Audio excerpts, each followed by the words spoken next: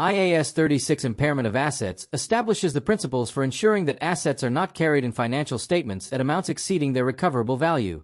The standard requires entities to assess assets regularly for indications of impairment and recognize losses when carrying amounts cannot be recovered through use or sale.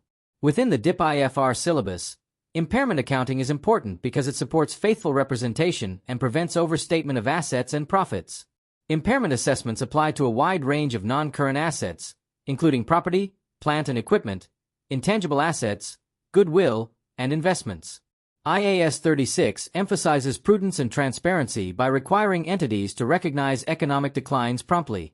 Proper application of impairment principles improves the reliability and comparability of financial statements across organizations and reporting periods. The first step in applying IAS 36 is identifying indicators that an asset may be impaired. Indicators may arise from external or internal sources and suggest that the asset's carrying amount may no longer be recoverable.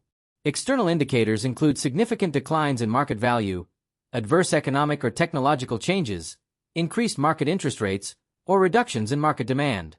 Internal indicators may include physical damage, obsolescence, underperformance, restructuring plans, or evidence that the asset is generating lower than expected cash flows.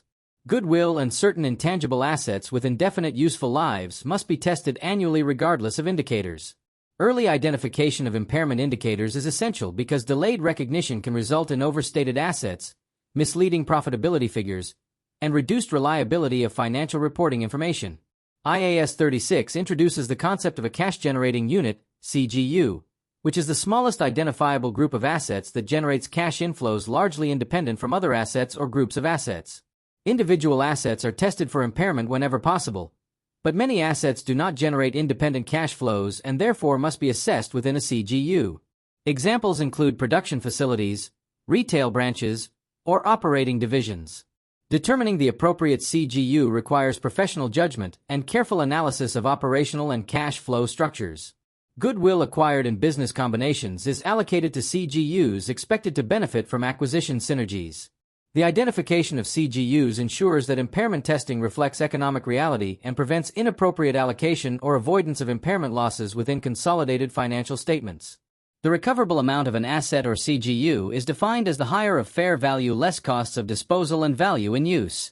Fair value less costs of disposal represents the amount obtainable from selling the asset in an orderly transaction after deducting disposal costs. Value in use refers to the present value of future cash flows expected from continued use and eventual disposal of the asset. Impairment occurs when carrying amount exceeds recoverable amount, and the difference is recognized immediately as an impairment loss in profit or loss.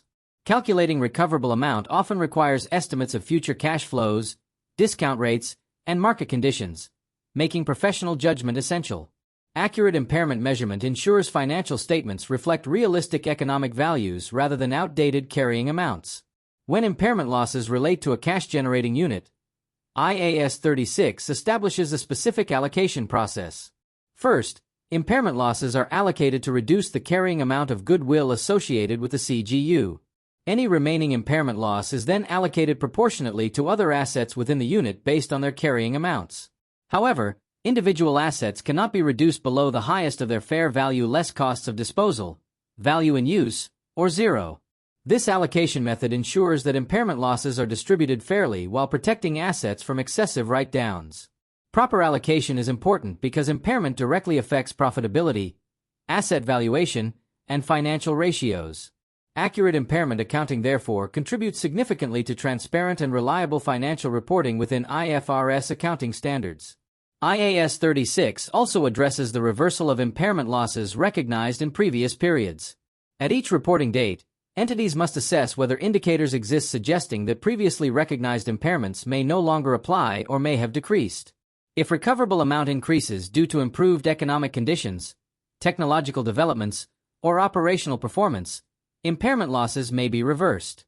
The carrying amount after reversal cannot exceed the amount that would have existed if no impairment had originally been recognized, excluding goodwill.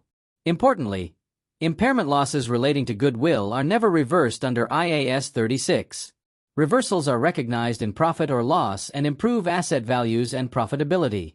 This requirement ensures that financial statements remain current and responsive to changing economic circumstances affecting asset recoverability.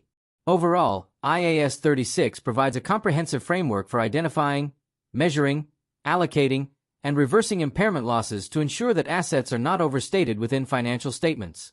The standard reinforces the importance of prudence, professional judgment, and faithful representation in international financial reporting. Through impairment testing, entities provide stakeholders with realistic assessments of asset values and future economic benefits. The concepts of recoverable amount, cash-generating units, and impairment allocation help ensure consistency and comparability across reporting entities and industries. For DIP-IFR candidates, understanding IAS 36 is essential because impairment accounting affects many areas of financial reporting, including asset valuation, profitability analysis, group accounting, and investment decision-making within complex international business environments.